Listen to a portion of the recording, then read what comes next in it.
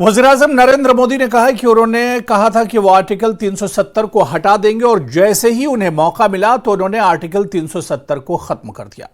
वज़ीर-ए-आज़म ने कहा कि उनकी गारंटी का मतलब है जान की कुर्बानी दी जा सकती है मगर वादा खिलाफी नहीं की जाएगी।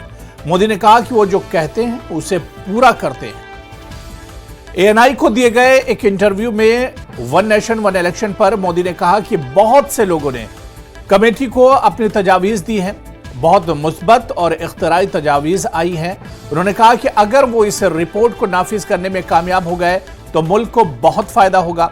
मोदी ने कहा कि उनके पास बड़े मंसूबे हैं, किसी को डरने की जरूरत नहीं है। इनके फैसलों का मकसद किसी को डराना या दबाना नहीं बल्कि वो मुल्क की मजमूई तरक्की के लिए है। मोदी ने कहा कि उन्होंने अगले 25 सालों के लिए एक मंसूबा तैयार किया है।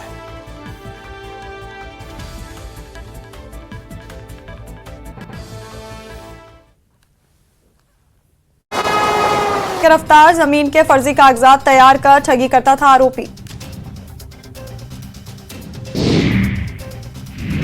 शाहजहांपुर में बदमाश तस्लीम गिरफ्तार, तमंचा और कारतूस बरामद, मुखबिर की सूचना पर हुई कार्रवाई। ललितपुर में आकाशीय बिजली गिरने से 4 लोग झुलसे, सभी का अस्पताल में इलाज जारी। झांसी में एक फार्मेसी कॉलेज में खेलकूद प्रतियोगिता में बवाल, आपस में भिड़े 2 गुट, पुलिस ने मामला शांत कराया। मथुरा में पुलिस और शातिर बदमाश की मुठभेड़, पुलिस की गोली से बदमाश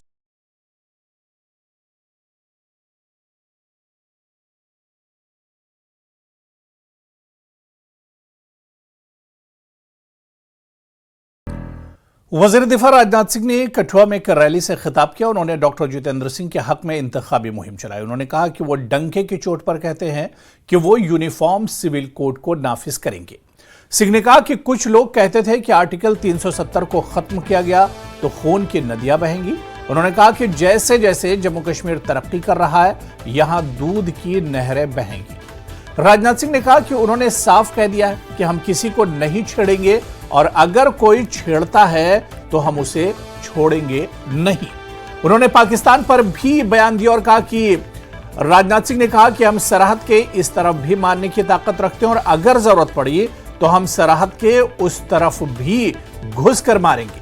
राजनाथ सिंह ने कहा कि पार्टी जम्मू कश्मीर की तमाम सीटों पर जीत हासिल करेगी।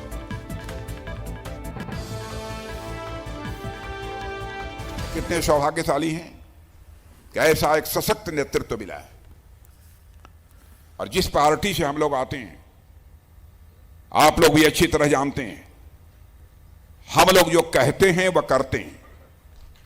जहां तक जम्मू कश्मीर का सवाल है, यहां पर कांग्रेस, नेशनल कॉन्फ्रेंस, पीडीपी, इन्हीं राजनीतिक पार्टियों का विशेष वर्चस्व रहा। और मुझे याद है कि ये लोग कहते थे धारा 370 यदि समाप्त होगी तो यहां पर खून की नदियां बहेंगी। अरे मैं उनको बताना चाहता हूं, खून की नदियां नहीं, पानी की नदियां बहेंगी। और ऐसे ही जिस तरीके से जम्मू कश्मीर का विकास हो रहा है तो जम्मू कश्मीर में दूध की नदियां बहेंगी, खून की नदियां नहीं बहेंगी। और यदि मैं कहूं कि सचमुच हमारे मोदी जी ने जम्मू के लोगों को उनका हक सूद सहित वापस किया है तो यह कहना भी अतिशयोक्तिपूर्ण नहीं होगा। मेरे बहनों भाइयों, हम लोग बराबर कहते रहे कि जहां हुए बलिदान मुखर्जी वह कश्मीर हमारा है। और बहनों भाइयों, उस संकल्प को हमारी सरकार ने पूरा कर दिया है। यहां पर अन्य भी बहुत सारे 370 समाप्त होने के बाद जो हमारी सरकार ने फैसला किया है उसके बारे में आप सभी अच्छी तरह जानते हैं। यह कांग्रेस के लोग विरोध कर रहे थे, लेकिन आपने देखा होगा कि राहुल गांधी ने जब अपनी न्याय यात्रा समाप्त की तो इसी गुलबर्ग में आकर मैंने देखा कि बर्फों से वह एक वहां पर एंजॉय कर रहे थे, खेल रहे थे। मैंने देखा कि प्रियंका जी भी आई थी, एक दूसरे के ऊपर लोग बर्फ फेंक रहे थे। यदि धारा 370 समाप्त न हुई होती तो शायद यह अवसर उनको न मिलता। और जिस प्रकार से अमन अमान की स्थिति यहां पर पैदा हुई है, बहनों भाइयों, उसकी जितनी भी सराहना की जाए वह कम है।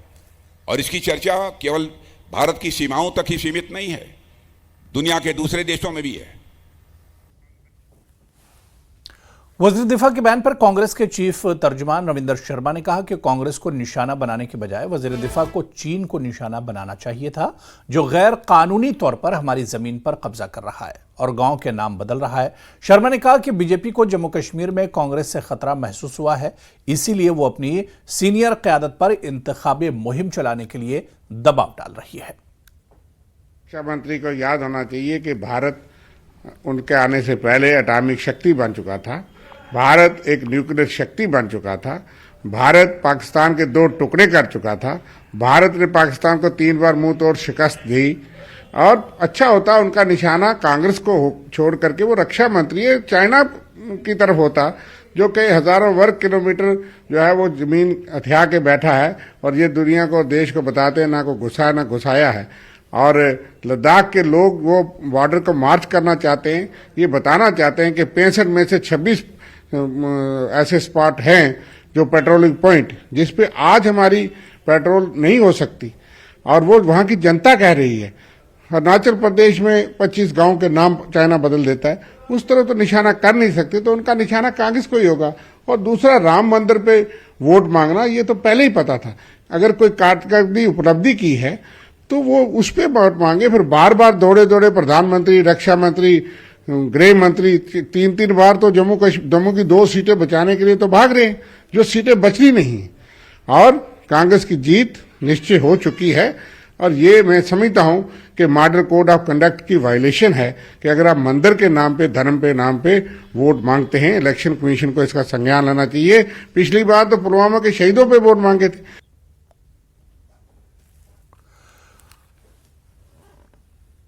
राजनाथ सिंह के बयान पर नेशनल कॉन्फ्रेंस के सीनियर लीडर शेख बशीर ने कहा कि जम्मू कश्मीर के लोग अब बीजेपी लीडरों के तरक्की के खोखले नारों से तंग आ चुके हैं।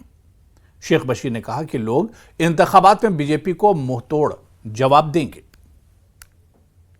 कॉन्फ्रेंस नेता शेख बशीर हमारे साथ मौजूद हैं। शेख साहब, जिस तरह से आज राजनाथ सिंह ने साफ कर दिया है 370 के बाद, एब्रोगेट होने के बाद यहाँ पे विकास हुआ है और जो लोग कहते थे कि खून की नदियां बहेंगी, आज दूध की नदियां बह रही हैं जम्मू कश्मीर में। देखिए जी, ना खून की नदियों का जिक्र किसी ने किया, ना दूध की नदियों का इन्होंने ही जिक्र किया। जम्मू कश्मीर के अंदर 2014 में जब बीजेपी आई थी तो उन्होंने कहा था कि अच्छे दिन आएंगे।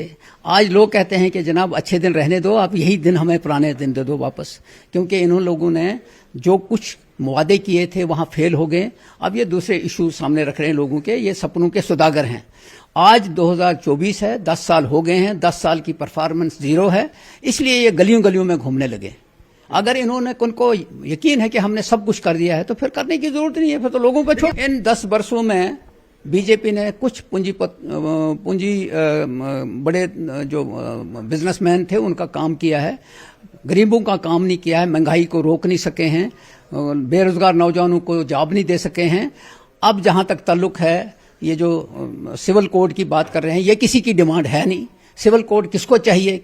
लोगों को चाहिए क्या नाम है, जो जरूरियात जिंदगी हैं वो अच्छे दाम में मिले। ये खुद ही कहते हैं कि हम 80 करोड़ लोगों को फ्री राशन दे रहे हैं, तो इसका मतलब है कि 80 करोड़ लोग हैं ऐसे जो बिलो पॉवर्टी लाइन है। अगर वो नहीं है तो फिर क्यों राशन मुफ्त दे रहे हैं? लोग राशन भी मुफ्त नहीं मांग रहे हैं, वो कहते हैं सस्ती चीज दे। आपको लगता है कि हालात बदले हैं 370 एब्रोगेट होने के बाद, जिस तरह के दावे बीजेपी की तरफ से किए गए हैं? जम्मू कश्मीर की तबाही कर दी गई है और लोगों ने फैसला किया है कि इनको अब बाहर का रास्ता दिखाना है, इसका इंतजार है। नेशनल कॉन्फ्रेंस के नायब सदर उमर अब्दुल्ला ने बीजेपी पर मुल्क की फिरकावाराना हम आहंगी को तबाह करने का इल्जाम लगाया। उन्होंने इल्जाम लगाया कि गुलाम नबी आजाद की क़यादत वाली डीपीएपी जम्मू कश्मीर में सेकुलर वोटों को तकसीम करने में बीजेपी की मदद कर रही है। इंडिया ब्लॉक के उम्मीदवार चौधरी लाल सिंह के हक में मुहिम के लिए सब डिवीजन ठाठरी डोडा में रोड शो का इनेकाद किया गया। उमर अब्दुल्ला ने कहा कि यह सिर्फ बीजेपी थी जिसने जम्मू कश्मीर की रियासती हैसियत को छीन लिया था और इसे बहाल करना कोई एहसान नहीं है। बारामूला के प्रेसिडेंट बीजेपी के हैं, उनका कहना है कि सलाहुद्दीन जो है वो नेशनल कॉन्फ्रेंस ने हमें दिया है और उसके बाद आर्फन बच्चों को पत्थर थमा के जो है कश्मीर में उन्होंने आर्फन बच्चों को मरवाया और उसके बाद अफजल गुरु को जो फांसी दिलाई है वो नेशनल कॉन्फ्रेंस तो मैं उनसे पूछता हूँ ना, आज तक वो कहाँ थे?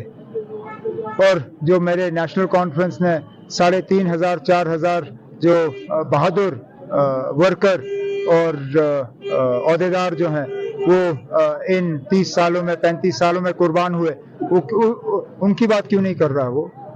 कितने सारे नेशनल कॉन्फ्रेंस के वर्कर जख्मी हुए मिल्टन सी के दौरान, उनकी बात क्यों नहीं कर रहा है ना? और अगर ये सारा सही है तो उसको बोलो मैदान में उतरे ना, उसको कहो मैं आज उनसे कहता हूं मैदान में उतरे, मेरे खिलाफ कागज भरे, उतरे, मैं भी देखता हूं उसके बात में कितना दम है। कैमरा के पीछे छुप के बयान देना ये बड़ा आसान है, जरा हिम्मत करे ना, अगर मर्द है तो हिम्मत करे, उतरे मैदान में, मैं भी देखता हूँ अब कितने वोट मिलते हैं उसको इन बातों पे। उमर साहब, आजाद साहब ने जहां भी प्रोग्राम किया वहां जो है नेशनल कॉन्फ्रेंस को आड़े हाथों लिया और मतलब टारगेट किया कि नेशनल, वो तो लेगा ही, तो बीजेपी का आदमी है ना, वो तो लेगा। हमने ना, आप याद करिए, हमने आजाद साहब के खिलाफ एक लफ्ज भी नहीं बोला तब तक के जब तक आजाद साहब ने फारूक अब्दुल्ला साहब को उस इंटरव्यू के दौरान निशाना नहीं बनाया। हम तो आजाद साहब को दोस्त समझते थे, हमें क्या पता था कि अंदर अंदर से उनकी दोस्ती बीजेपी के साथ है। तो इस तरह नेशनल कॉन्फ्रेंस को निशाना बनाना ये तो आजाद साहब की मजबूरी है। वो बीजेपी को निशाना नहीं बना रहे हैं जितना वो नेशनल कॉन्फ्रेंस को निशाना बना रहे हैं। डीपीएपी के सरबराह गुलाम नबी आजाद ने नेशनल कॉन्फ्रेंस पर निशाना साधा है। उन्होंने कहा कि सियासी फायदे के लिए मजहब का इस्तेमाल न करें, अगर मजहब के नाम पर वोट मांगोगे तो तबाह हो जाओगे। उन्होंने कहा कि नेशनल कॉन्फ्रेंस लोगों को तबाह करती है। उमर अब्दुल्ला को गुलाम नबी आजाद ने टूरिस्ट बताया जो कुछ वक्त भारत में गुजारते हैं और वो जमीनी हकायक से वाकिफ नहीं है। जो आग लगाकर हुकूमत करते हैं, जो गुमराह करने की हुकूमत करते हैं, चीफ मिनिस्टर होकर आपने 6 साल उमर अब्दुल्ला साहब की डोडा बदरवा किश्तवाड़ में शक्ल देखी है, इस 10 साल में शक्ल देखी है। आज गांव-गांव में जा रहे हैं वोट मांगने के लिए, फिर एक दफा आपको गुमराह कर दे, फिर एक दफा गुमराह कर दे। अरे उमर साहब, आप हिंदुस्तान में रहते तो आपको पता चलता हमारा। आप तो गर्मियों में लंदन में रहते हैं, नानहाल की, और सर्दियों में और किसी गर्म मुल्क में जाते हैं। यहां तो आप टूरिस्ट की तरह आते हैं। ये पूरा 1.5 साल में मैंने कठुआ, उधमपुर, जम्मू में 50 पब्लिक मीटिंग की है। जरा हिंदुस्तान में रहिए, स्टेट में रहिए तो आपको पता चलेगा। जिस आदमी को, लीडर को ये मालूम नहीं है कि ये इन्होंने 100 से ज्यादा मीटिंगें की होंगी, वो लीडर क्या करेगा। ये फिर एक दफा मजहब के लिए, इस्लाम के लिए, और जो हमारी दीनी किताबें हैं जो वोट लेने के लिए इस्तेमाल नहीं होनी चाहिए, उनका रात को इस्तेमाल करें। खुदा के लिए, भगवान के लिए। ये मजहब की लड़ाई नहीं है, ये सियासत की लड़ाई है। ये सियासत में जो आपकी सड़कें, बिजली, पानी, स्कूल, रोजगार देगा, उसको लाना है। बर्बाद हो जाओगे, तबाह हो जाओगे। मजहब के नाम पे हिंदू है या मुसलमान जो वोट दोगे, लेकिन सियासत के लिए मजहब इसको इस्तेमाल करो। सियासत के लिए सियासतदान को परखो, कौन है आपका हमदर्द। वहीं गुलाम नबी आजाद ने एक बार फिर उमर अब्दुल्ला को निशाना बनाया। उमर अब्दुल्ला ने कहा था कि 370 मामले पर बहुत सी सियासी जमातें उनके साथ हैं। आजाद ने कहा कि उमर अब्दुल्ला को कहें कि वो राहुल गांधी से पहले आर्टिकल 370 पर बयान देने को कहें और फिर वो मानेंगे कि भारत में कोई सियासी जमात उमर अब्दुल्ला के साथ है। इनको कहो पहले कांग्रेस से स्टेटमेंट दिलवाए 370 के बारे में। पहले बताइए, उमर से कहो राहुल गांधी से स्टेटमेंट दिलवाइए, तब मैं यकीन करूं। नेशनल कॉन्फ्रेंस ने जम्मू कश्मीर में इक़्तिदार के लिए जज्बाती सियासत की है, लेकिन अब वो दौर खत्म हो चुका है। नेशनल कॉन्फ्रेंस का पार्लियामेंट में जाना अब एक ख्वाब रहेगा जो कभी पूरा नहीं होगा। इन बातों का इजहार पीपुल्स कॉन्फ्रेंस के चेयरमैन सज्जाद गनी लोन ने हंदवाड़ा में वर्करों से खिताब के दौरान किया। लोन ने कलारूस के सैकड़ों वर्करों का पार्टी में खैर मकदम भी किया। अगर मुकाबला है तो अब ये मुझे आप बताओ, वाजपेयी साहब और मोदी साहब में क्या फर्क है? वाजपेयी साहब ने इंटरनल ऑटोनॉमी का रेजोल्यूशन रिजेक्ट नहीं किया। वाजपेयी साहब ने पार्लियामेंट में नहीं बोला अगर हमारे पास बहुमत होता तो हम 370 को हटा देते। उनके टाइम में क्या कई बड़े कांड नहीं हुए, उन्हें कोई एक्शन लिया क्या? कौन सा फर्क है? मींस कि उमर साहब का जो मसला है बीजेपी के साथ, ये आइडियोलॉजिकल नहीं है, ये पर्सनल है। उनका प्रॉब्लम हिंदुत्व से नहीं है, उनका प्रॉब्लम यह है कि उनको मोदी जी शायद घास नहीं डालते हैं, वाजपेयी साहब घास डालते थे। कल कोई और आएगा वो घास डालेगा, उधर चले जाएंगे। इसमें क्या है? उमर साहब को अल्लाह ताला ने माफ किया है, उसको सर्टिफिकेट है, वो कुछ भी कर सकता है, वो कुछ भी कर सकता है, वो जन्नत की सर्टिफिकेट दे सकता है, सफाई की, वो कुछ भी कर सकता है, उसका आप छोड़ दो। देखो मैं नहीं बोलना चाहता, वो मेरा हरीफ है, लेकिन फिर ये बोलते हैं कि भाई ये गाली गलौज करता है, वो टरबाज है। दिल्ली जाएं तो वहां बोलते हैं अलबर, यहां बोलते हैं बीजेपी। वो पहले मन बनाने में हूं क्या, मैं खुद अब कंफ्यूज हो गया। उनको बोलो वो मन बना। डेट चली गई, 370 चला गया, 35 से चला गया। आज हम यूनियन टेरिटरी है और 5 साल से इलेक्शन नहीं हुए। जब हम जवाब ढूंढेंगे, मेरे को भी जवाब देना पड़ेगा, लेकिन मैंने सिर्फ 2.5 साल, एक पशुपालन मंत्री था मैं 2.5 साल। जिन लोगों ने 20, 30, 40 साल हुकूमत की है, जवाब तो ज्यादा उनसे मांगा जाएगा। सो ये मैं, हमें कोई जाती जिद नहीं है नेशनल कॉन्फ्रेंस का, लेकिन जिस हालत में हम हैं, नेशनल कॉन्फ्रेंस नहीं कह सकती कि मेरा इसमें कोई रोल नहीं। उनका बाजाब्ता रोल है, क्योंकि 31 साल लगभग 50% के टाइम जो है हुकूमत उनके पास थी। डिग्निटी है, हम समझते हैं कि जो जम्मू कश्मीर का बच्चा है उसको आप उसी कानून से तोलिए जो गुजरात के बच्चा, कर्नाटका का बच्चा, दिल्ली का बच्चा हो। जो यहां एक एक्स्ट्रा ऑर्डिनरी जो इन्होंने सेट ऑफ रूल्स बना के रखा है जम्मू कश्मीर के बच्चों के लिए, बिलखुसूस जो ये कल्चर ऑफ पुलिस सर्टिफिकेट्स है, और किस police certificate on what basis, वो डिग्री। सैयद मोहम्मद अल्ताफ बुखारी की मौजूदगी में अपनी पार्टी के सदर दफ्तर श्रीनगर में कई सियासी कारकुनों ने पार्टी में शमूलियत इख्तियार की। वस्ती कश्मीर हल्के से उम्मीदवार मोहम्मद अशरफ मीर, दिलावर मीर, GN मीर और दीगर सीनियर रहनुमा मौजूद थे। बुखारी ने कहा कि हमारा मुस्तकबिल हिंदुस्तान के साथ है और हम वो सब वापस लेंगे जिनका वजीर आजम ने वादा किया है। बुखारी ने कहा कि कुछ लोग कहते हैं कि उन्हें वजीर आजम पर भरोसा नहीं है, लेकिन जो भी तरक्की या मसाइल हमारे सामने हैं वो वजीर आजम और मरकज के जरिए हल किए जाएंगे। बुखारी ने कहा कि कश्मीर के लोगों को बाइख्तियार बनाना है। उन्होंने कहा कि वो किसी सियासी खानदान से नहीं है।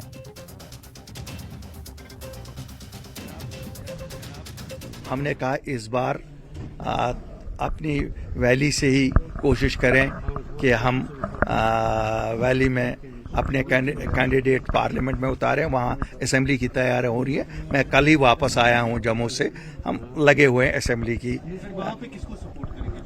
देखिए, हम तो सपोर्ट, हमारा सपोर्ट जो है, हमारा सपोर्ट सच को है, और जो सच बोलता है हम सच बोलने वालों के साथ ही है।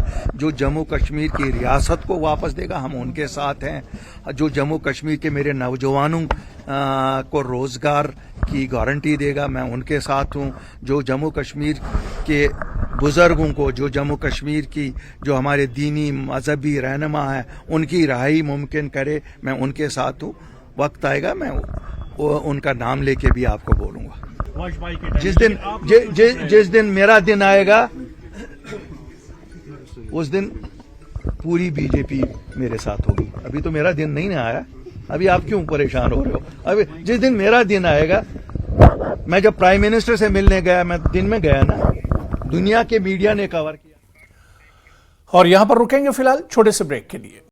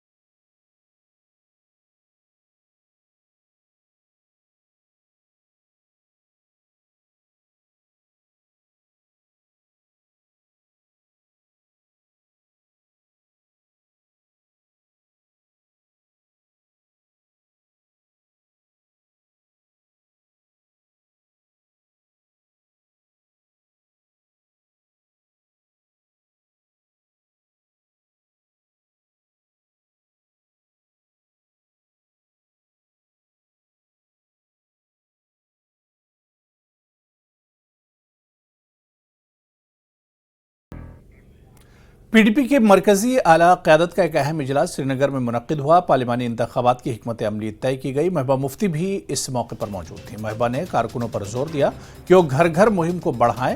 असल तवज्जो श्रीनगर के लोगों पर है जो इंतखाबी अमल और जमहूरियत से दूर रहते हैं। कारकुनों की बड़ी तादाद ने शिरकत की और इस बात को यकीनी बनाया कि वो इस बार कोई कसर नहीं छोड़ेंगे। जी ने एक मीटिंग शहर श्रीनगर के हवाले से चेयर की थी और जिसमें खासकर पार्लियामेंट इलेक्शन आने वाले तो डोर टू डोर कैंपेन की बात की है कि लोगों को जाइए, बात करिए, लोगों से मिलिए, क्योंकि यहाँ काफ़ी खामोशी है, घुटन है और उनका ख़ास फोकस ये है कि शहर खास श्रीनगर के लोग पोलिंग से दूर रहते हैं, पॉलिटिकल प्रोसेस से, डेमोक्रेसी से दूर रहते हैं। तो लोगों के घर घर जाके तो उनको तैयार करें कि टर्न आउट हो, पार्टिसिपेट करें वो और अपने नुमाइंदों को वोट दें। तो हमारी कोशिश रहेगी कि जहाँ जो श्रीनगर जो सफ़र हुआ है, यहाँ की ट्रेडर्स कम्युनिटी, यहाँ की जो दुकानदार कम्युनिटी है और यहाँ पे जो टूरिज़म के वाबस्ता लोग हैं, कई लोगों के काफ़ी इश्यूज़ है, लोन्स के, बैंक्स के या बिजली का बड़ा बहरान है यहाँ पे शहर श्रीनगर में, स्मार्ट मीटर्स का जो इशू है। उसके बाद यूथ का एक सबसे बड़ा इशू है कि काफ़ी ज़्यादा नौजवान पे केसेस लगे हैं। तो वो सब इश्यूज डिस्कस हुए।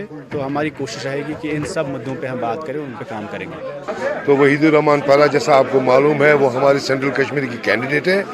तो उनकी इलेक्शन स्ट्रेटजी वगैरह और फीडबैक जो हमको मुख्तलिफ कॉन्स्टिट्यूंसी से लेना था वो हमने ले लिया और क्या लाहे अमल और क्या तरीक़ेकार रहेगा, चूँकि टाइम बहुत कम बचा है, ताकि हम इनकी जीत यकीनी बना सके।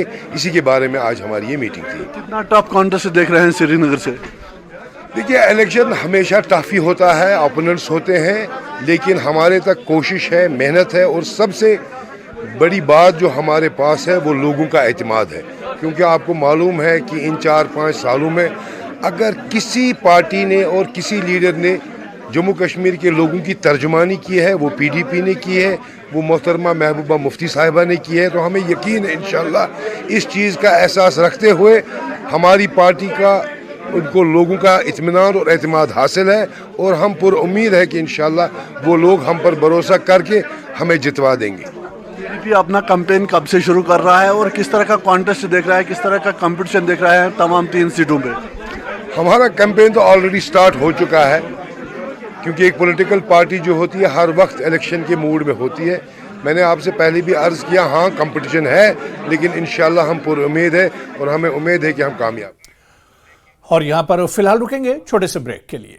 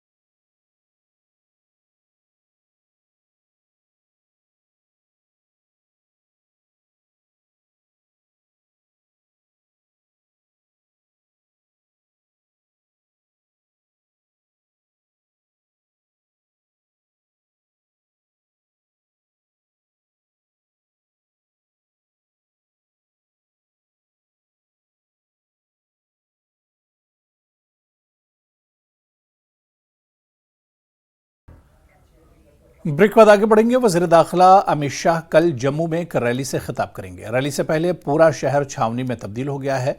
जम्मू में रैली के मकाम और इसके आसपास सख्त हिफाजती इंतजाम किए गए हैं।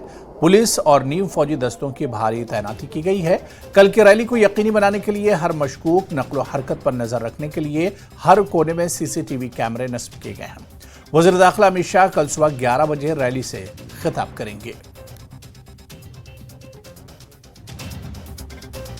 अमित शाह जम्मू में एक मेगा रैली को संबोधित करने वाले हैं। उसके पहले तमाम जो तैयारियां हैं वो मुकम्मल करने की जो है कवायद तेज कर दी गई है। आप देख सकते हैं कि सब लोग यहाँ पे पंक्ति में जो लोग उनको सुनने के लिए आएंगे उसमें किसी तरह की अव्यवस्था न फैले, उसके लिए ये तमाम कदम उठाए गए हैं। उसके साथ साथ कई गेट रखे गए हैं। एक मुख्य गेट है जहाँ से गाड़ियों की पार्किंग जो है वो की जाएगी। उसके साथ अन्य गेट है जो VVIP गेट होगा। उसके साथ जो आम लोग होंगे उनके लिए भी एक गेट रखा गया है। और ये जो पंक्तियां लगाई जाएंगी, जब लोग आएंगे इन्हीं पंक्तियों से होते हुए, इन्हीं यहाँ उनकी लाइन लगेगी, यहीं से होते हुए अपना सिक्योरिटी चेक करवा के जो है वो अंदर जाने की उनको अनुमति होगी। वो स्टेज आप देख सकते हैं, वो सामने स्टेज है जहां से कल अमित शाह जम्मू के जो जनता है उसको संबोधित करेंगे और उनको वो तमाम वो बातें कहेंगे जिस तरह से PM मोदी ने अभी हाल ही में रैली की थी और कहा था कि अभी विकास का एक ट्रेलर जो है पेश किया गया है जम्मू कश्मीर में। अभी हालांकि अभी सही जो विकास है, सही पिक्चर जो है वो अभी आनी बाकी है। तो लोग भी उत्सुक हैं, लोग भी जानना चाहते हैं कि किस तरह का विकास का रोड मैप, ब्लूप्रिंट जो है वो बनाया गया है, ताकि आने वाले 5 साल में अगर BJP जीत के आती है और केंद्र में सरकार बनती है तो जो वादे उनके मैनिफेस्टो में किए गए हैं वो किस हद तक BJP पूरा करवा पाती है। कैमरामैन चांद डोगरा के साथ राजन वैद, न्यूज़ 18 जम्मू। और अब आइए बहुत जल्दी मौसम का हाल जान लेते हैं। कश्मीर में वेस्टर्न डिस्टर्बेंस की वजह से मौसम अब्र आलूद है और रुक रुक कर बारिश हो रही है। कल से मौसम में कुछ बेहतरी होने का इम्कान है। 17 अप्रैल को मौसम साफ रहेगा। 18 अप्रैल से फिर एक वेस्टर्न डिस्टर्बेंस की वजह से बादल छाए रहेंगे। 20 को भी मौसम अब्र आलूद रहेगा। निचले इलाकों में आसमान ज्यादातर अब्र आलूद रहेगा और बालाई इलाकों में वक्फे वक्फे से बारिश का सिलसिला जारी रहेगा। तो ऑलरेडी फोकास था बारिशों का, खासकर 13th इवनिंग से, और मुसलसल बारिशें तब से चल रही है। आज भी वक्फे वक्फे से इंटरमिटेंटली बारिशें जो चल रहा है वादी के बेशतर इलाकों में और जम्मू के कुछ एक पहाड़ी इलाकों के अंदर। और ये जो सिलसिला है ये थोड़ा कंटिन्यू रहेगा। आज बाद दोपहर में कुछ एक जगहों पे थोड़ी सी इम्प्रूवमेंट होगी, कुछ एक जगहों पे इवनिंग तक भी रहने के चांसेस हैं। फिर कल से जो है वेदर में बेहतरी आने के चांसेस हैं। कल भी थोड़ा सा क्लाउडी थोड़ा सा रह सकता है, कुछ एक जगहों के अंदर बूंदाबांदी थोड़ा सा रहेगा। बाकी 17 को वेदर पूरी तरह ड्राई है। फिर 18 शाम से जो है फिर से एक फ्रेश वेस्टर्न डिस्टर्बेंस जो है अप्रोच कर रहा है, जिसके कारण फिर से बारिशों का सिलसिला खासकर मैदानी इलाकों के अंदर और पहाड़ी इलाकों के अंदर हल्की बर्फबारी के चांसेस हैं। और जो बारिशें हैं वो हल्की से लेकर दरमियान दर्जे की बारिशें होंगे अक्रॉस जम्मू एंड कश्मीर।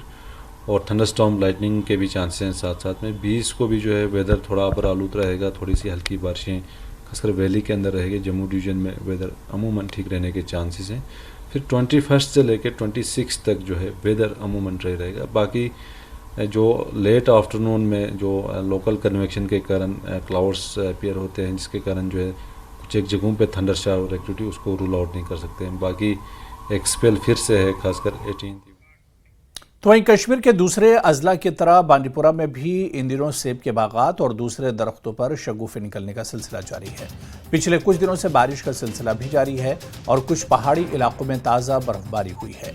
इसकी वजह से दरख्तों पर लगे शगुफों को नुकसान पहुंचने का खदशा है।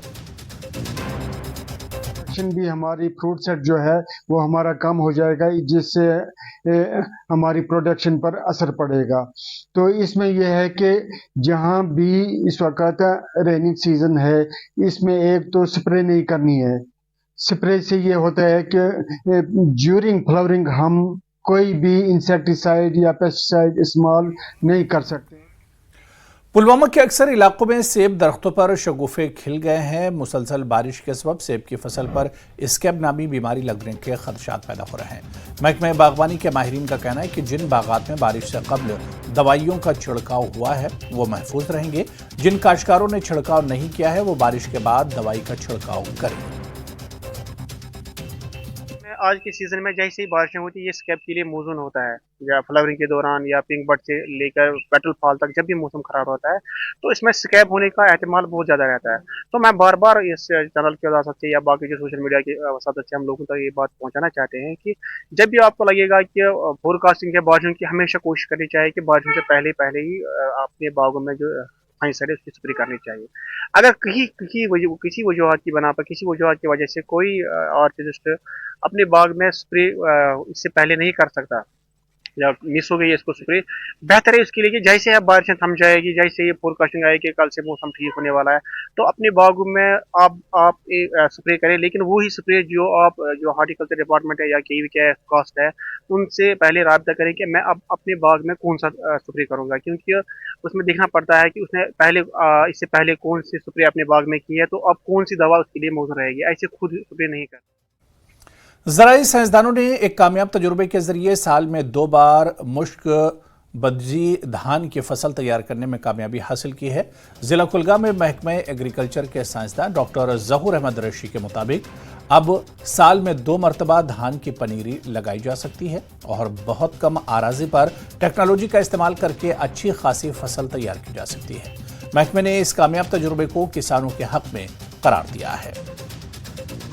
ज़मीनें देखते हैं, ज़मीनें कम होती जा रही हैं with the every passing day, तो हमें चाहिए कि इस तरह की जो टेक्नोलॉजी है हम अडॉप्ट करें ताकि हम फ्यूचर की तैयारी करें। फ्यूचर में हमने वैसे भी बोला जाता है agriculture is future, agriculture is future, और हमने ये करना है।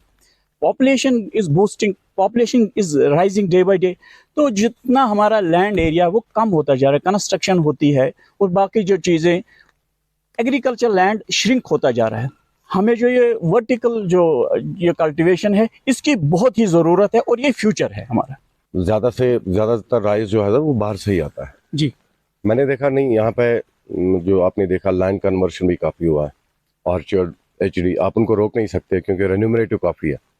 अब हमने दूसरे तरीके निकालने पड़ेंगे ताकि हम ये स्टेपल फूड जो है वो घर में उगा सकते हैं। पहली बार मैंने क्या किया कि मैंने लैंड कन्वर्शन यहाँ पे किया, मैंने वर्टिकल स्ट्रक्चर बनाया ताकि मेरे पास अगर 1 कनाल ज़मीन है तो मैं इसको 4 कनाल में कैसे कन्वर्ट कर सकता हूँ, वो चीज़ मैंने यहाँ पे दर्शाई है। दूसरी चीज़ ये है कि स्टेपल फूड जो है ये राइस जी, मुश्कबुज्जी, क्योंकि अगर मैं अब खाना चाहूँ तो मैं हाई एंड ही राइस खाऊंगा, उसमें भी उतनी मेहनत है, इसमें भी इतनी मेहनत है।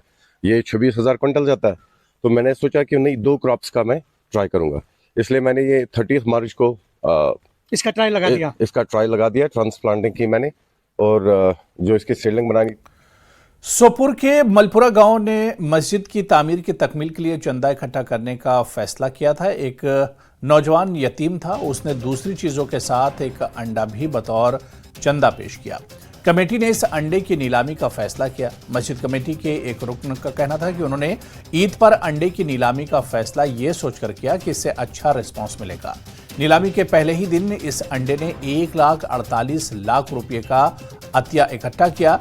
लोग इसे खरीदते और वापस करते और किसी और के लिए ज्यादा अदायगी करने का रास्ता हमवार करते गए। उन्होंने कहा कि ये 3 दिन बाद जब आखिरकार अंडा बेचना पड़ा तो शाम 6 बजे के करीब एक नौजवान जाए वकूफ पर नमूदार हुआ और वो 70,000 रुपये में अंडा ले गया। अंडे को 60 से ज्यादा लोगों ने खरीदा। उन्होंने अपने अतियात की रकम अदा की, लेकिन अंडा दोबारा फरोख्त के लिए वापस कर दिया। बिलाखिर इस अंडे के नतीजे में 2,26,350 रुपये जमा हुए। नीलामी के तीसरे दिन जिस नौजवान ने आखिरकार डील में मोहर लगाई वो इसी गांव का रहने वाला दानिश अहमद है। उन्होंने कहा कि गांव के लोग इस मस्जिद की तामीर को मुकम्मल करने के लिए बेताब हैं।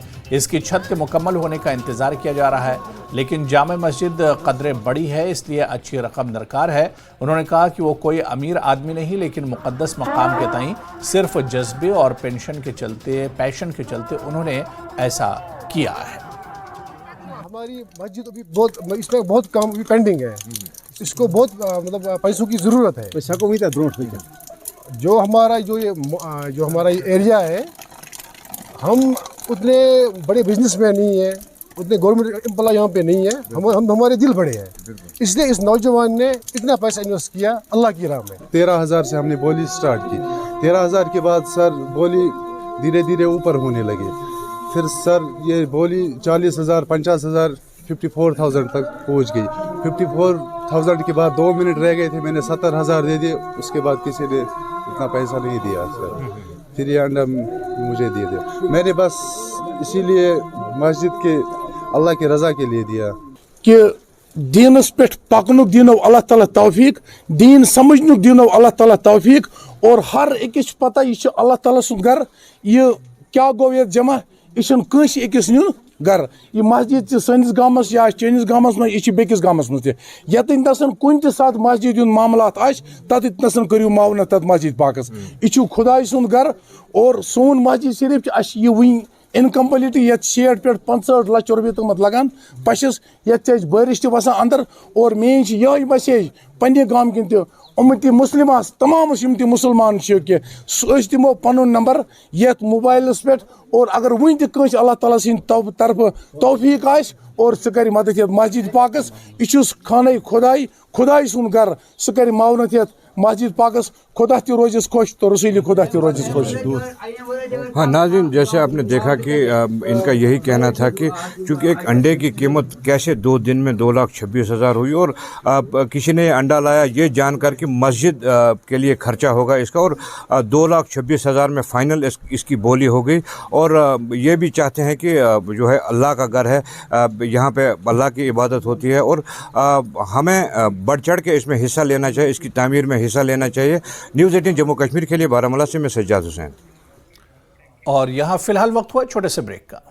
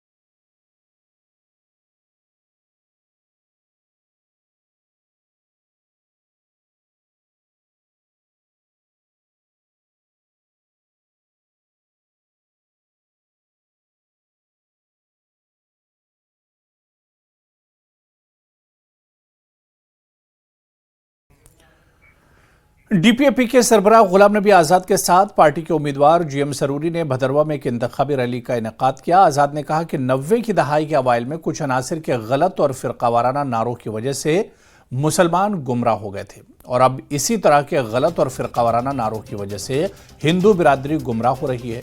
उन्होंने वादी चिनाब के लोगों की सेकुलर फितरत को उजागर किया और इन पर जोर दिया कि वो सिर्फ खित्ते की तरक्की के लिए मुत्तहिद हो जाएं। मजहबी नारों से ही दिमाग बढ़ जाता है, ताकि शहीद भी हुए, मर भी जाएं, कुर्बान भी हो जाएं, हाथ कुछ नहीं आएगा। लेकिन जो मजहबी नारा देगा, झूठ बोलेगा, तो उसी की सब हो। और इसीलिए कश्मीर के और चनाब वैली के 1 लाख से ज्यादा बच्चे मरे, क्योंकि कुछ लीडरों ने गलत नारे दे दिए जो कि नहीं है। ख्वाब दिखाया कि तुम जिहाद करो, तुम जन्नत में जाओ और हम हमेशा देखेंगे, हम हुकूमत चलाएं। मैंने तकरीर की थी इस्तीफे के वक्त असेंबली में कि कुछ लीडर इस रियासत में हैं, शाबाना रहमाना गुलामा को कहते हैं जिहाद करो, और खुद अपने बेटे लंदन में पढ़ाते हैं, दुबई में पढ़ाते हैं, खुद छुट्टियां मनाने के लिए लंदन, यूरोप और अमेरिका में जाते हैं, और गरीब सुहाना और रहमाना के बच्चों के हाथ में बंदूक देते हैं, कहो आर्मी से लड़ो और मिलिटेंटों से लड़ो, मरे वो और हुकूमत बनाए ये। भले भोले लोग बेचारे मजहब की आड़ में शिकार हुए गलत नारों का। इसलिए मैं कहता हूं, हमारे हिंदू भाई भी कुछ सालों से उसी का शिकार हो रहे, जो यहां हमारे मुसलमान भाई थे, उनसे हमारे हिंदू भाइयों को सबक सीखना चाहिए कि मजहब से सियासत नहीं चलती। मजहब एक मुतबरक और पाक चीज है। कोई भी धर्म सियासत में इस्तेमाल करने के, सड़कों पर दुकान लगाने के लिए, एमएलए और एमपी और सरकार बनाने के लिए सरकार इस मजहब का जेकेएनपीएफ के उम्मीदवार बराए अनंतनाग राजौरी शेख मुजफ्फर का कहना है कि लोग ना ही गुलाम नबी आज़ाद और ना ही मियां अल्ताफ को कबूल करेंगे। मुजफ्फर ने कहा कि बहैसियत मकामी उम्मीदवार उनका बराह रास्त मुकाबला महबूबा मुफ्ती के साथ होगा। अनंतनाग में अपने कागजात नामजदगी दाखिल करने के बाद शेख मुजफ्फर ने इन बातों का इजहार किया। एजेंडा जो मेरी पॉलिटिकल पार्टी का है, Jammu Kashmir nationalist people's front, ये कॉमनली ये 3 पॉइंट्स पर है। Corruption free Jammu Kashmir, violence free Jammu Kashmir and drug addiction free Jammu Kashmir. उसके साथ साथ हमने बहुत 3 साल से का लगातार 2022 से हमने लगातार लड़ा है कि हमें स्टेटहुड वापस मिलना चाहिए, उसी तरह का जिस तरह हमारी स्टेट थी लद्दाख के समेत। तो उस चीज़ के लिए भी ये पार्टी लड़ रही है, जदोजहद कर रही है। और यहां पर रुकेंगे फिलहाल छोटे से ब्रेक के लिए।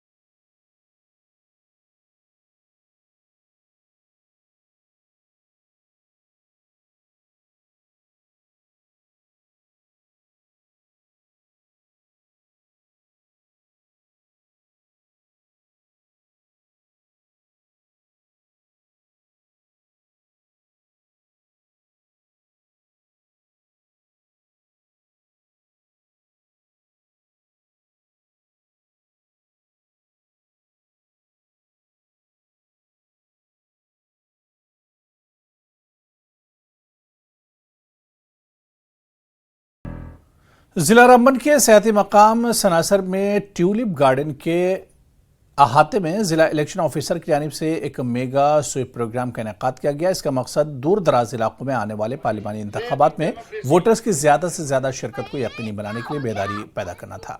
इस मेगा प्रोग्राम की शुरुआत वोटिंग के लिए हलफ से शुरू की गई, जिसके बाद स्कूली तलबा समेत रंगमंच के फनकारों की जानिब से वोटिंग की अहमियत को उजागर करने के लिए एक दिलचस्प ड्रामा पेश किया गया। मेहमान खुसूसी additional deputy commissioner Ramban, election nodal officer और महकमे नशरियात और इत्तलात के अफसर के अलावा अफसरान और मुलाजमीन ने शिरकत की। जैसा कि आप जानते हैं, आज का स्वीप का मेगा इवेंट प्रोग्राम जो हमने सनासर में रखा हुआ था, डीसी साहब की डायरेक्शन पे था और हमारा थ्रू आउट ईयर स्वीप के प्रोग्राम चल रहे होते हैं। लेकिन जब से इलेक्शन अनाउंस हुए हैं तब से लेके आज तक हमारी कंटिन्यू डिस्ट्रिक्ट में हमारी स्वीप एक्टिविटीज़ चल रही है। हर जगह पे स्पेशल ड्राइव चल रही है।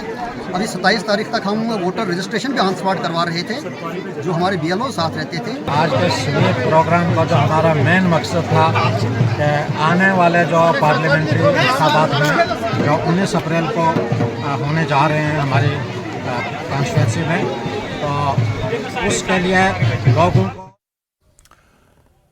NIFT श्रीनगर कैंपस में मुल्क की मुख्तलिफ रियासतों से बच्चे तालीम हासिल कर रहे हैं। इदारे के कन्वोकेशन के मौके पर ग्रेजुएशन मुकम्मल करने के बाद तलबा ने न्यूज़ 18 से बातचीत की। उन्होंने कहा कि कश्मीर सकाफत के लिहाज से काफ़ी वसी है और इन्हें national institute of fashion and technology में तालीम हासिल करके काफ़ी मदद मिली। So I would firstly like to say I'm really obliged to be a part of NIFT family and especially NIFT Srinagar, and we are really grateful for our esteemed faculty and Maison Eva that's placed at Harrods and other international, along with luxury international brands like Dior and Gucci and every other international brand. So I always had an inclination towards Indian crafts and the handlooms. ये बात तो श्रीनगर ऐसा campus है कि यहाँ पे temperature भी बाकी कैंपसेस से डिफरेंट रहता है और इतनी दूर से आना सब लोगों का और इस कैंपस में पढ़ना ये बहुत बड़ी बात होती है। और मैं जम्मू से हूँ, मुझे पता है कि यहाँ पे कैसे अकोमोडेट करना है, बट बाकी लोगों के लिए ऐसा नहीं है। Not brand, it's a company and वो ज़ारा, मैंगो, प्राइमा जैसे इंटरनेशनल ब्रांड्स के लिए काम करते हैं और मैं बोलूँगी कि वो एक्सपीरियंस एकदम डिफरेंट है। तो मुझे ऐसा कुछ भी नहीं लगता कि आप किस कम्युनिटी और किस रिलीजन से बिलोंग करते हैं। फैशन में, फैशन को पता नहीं कैसे लेबल किया जाता है। Fashion is not about just about cloth, it's about your personality, it's about who you are. It's not that कि हम जिस तरह से I feel in our culture in community जैसे देखा जाता है कि अच्छा ये फैशन डिजाइनिंग करिए। जो भी टास्क इनको दिया जाता था वो टाइम पर कंप्लीट करना, उसे अच्छे से रिसर्च करना, तो इन लोगों की खासियत थी। और एट द एंड वही सब ये लास्ट में उनको एक अवार्ड के रूप में हमने प्रदान किया है। तो चलिए इस बुलेटिन में अभी फिलहाल इतना ही। आदाब।